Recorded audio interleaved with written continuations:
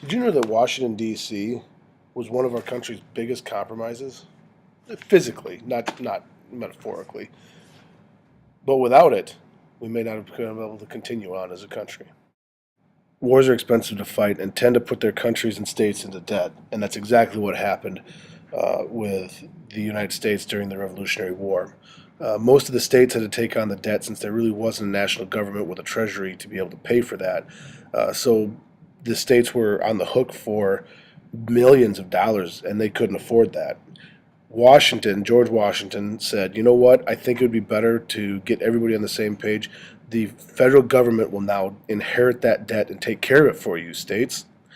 The problem is the Virginians didn't feel that was fair because Virginia had worked very hard already to pay off their debts from the war, and they felt that it wasn't fair that other states weren't going to have to work for that. But old George, he was tricky. He had a little bargain up his sleeve.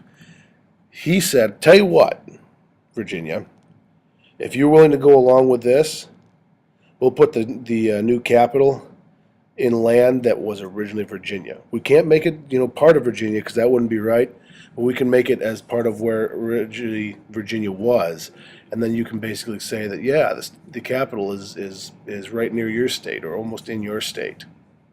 And they went for it. But without this compromise, our country implodes on itself, as Virginia had many more people and a much larger treasury to be able to fight a war, and it certainly would have turned into a rebellion against the entire country.